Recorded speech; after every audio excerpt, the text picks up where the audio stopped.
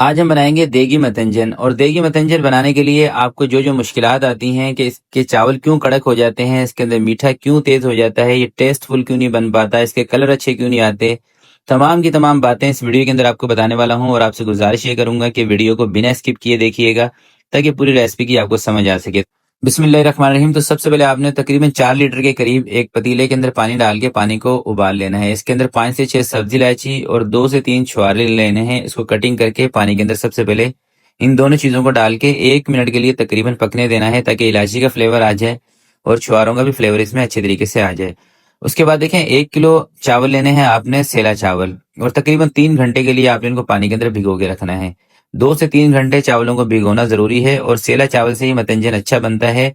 और आपने इस चीज से बिल्कुल बेफिक्र हो जाना है कि ये सख्त हो जाएंगे चावल, इंशाल्लाह सख्त नहीं होंगे। सिर्फ इस रेसिपी को फॉलो कीजिएगा, ठीक है।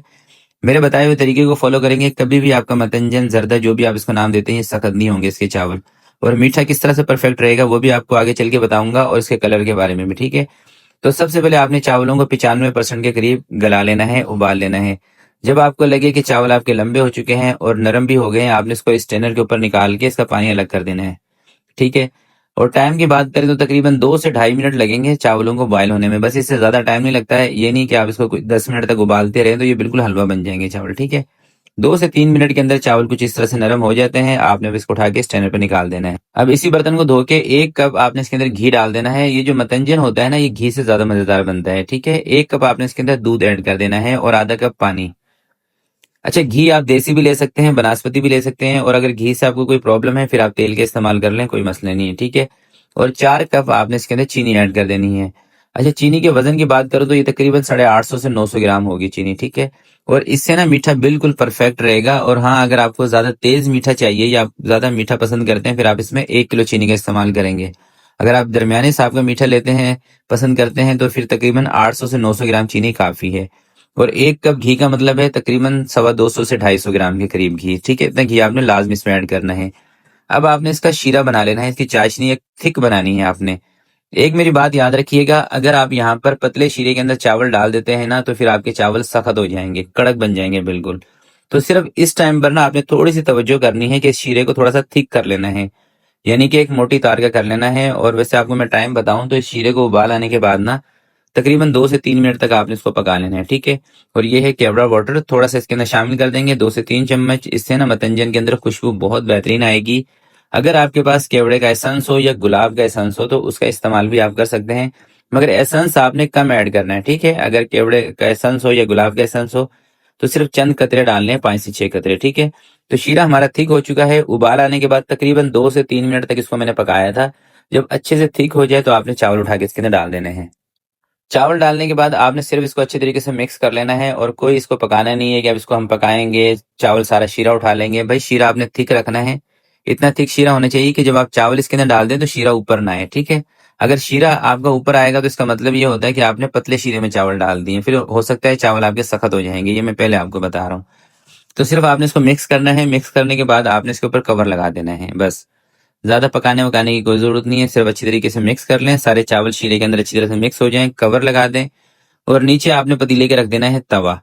तवा रखने के बाद आपने इसको दम पे लगाना है 1 घंटे से लेके 70 मिनट तक।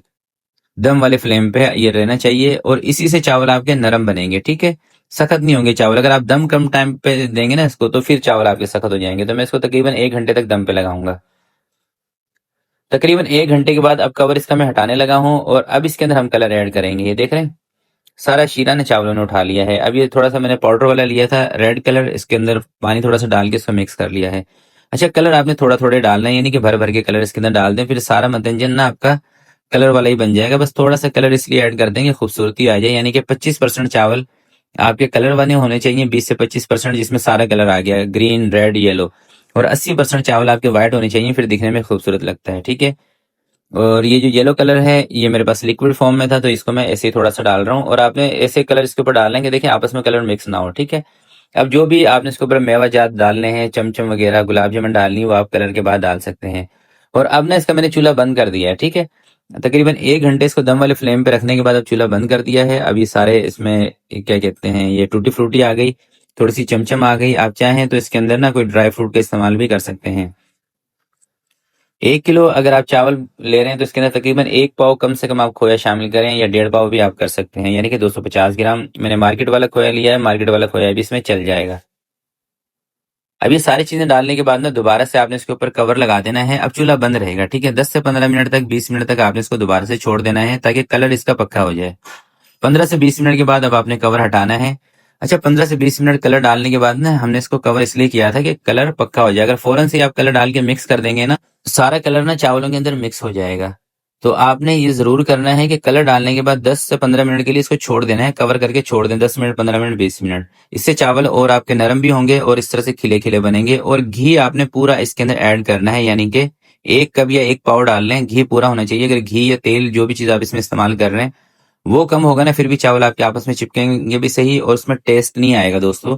ये मैं हमेशा आपको बताता हूँ कि चाहे कोई से भी आप चावल बना रहे हो, चाहे कोई पुलाव हो, चाहे कोई बिरयानी हो, जर्दा हो, मतंजन हो, भाई चावलों के अंदर घी तेल पूरा ऐड करना पड़ता है। अगर आपके चावलों में टेस्ट नहीं आता तो आप इस चीज को जरूर नोट करें कि आप उसके अंदर घी तेल का इस्तेमाल पूरा कर रहे हैं या उसके अंदर कम ले रहे हैं।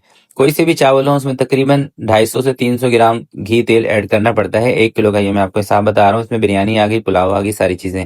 आप इसका लुक चेक करें और इसकी खुशबू जो आ रही है ना, मैं आपको बयान नहीं कर सकता। बहुत जबरदस्त किस्म की रेसिपी है। इंशाल्लाह आपको अंदाजा जब होगा जब आप इस रेसिपी को ट्राई करेंगे। और चलते चलते आपसे गुजारिश करना चाहता हूं कि अगर अभी तक आपने इस वीडियो को लाइक नहीं किया तो प्लीज वीडियो को लाइक कर लें, क्योंकि लाइक का बटन आपके सामने ही है। तो मिलते हैं किसी नेक्स्ट वीडियो में, तब तक के लिए अपना बहुत सारा ख्याल रखिएगा, अपने वालिदैन का ख्याल रखिएगा। अल्लाह हाफिज।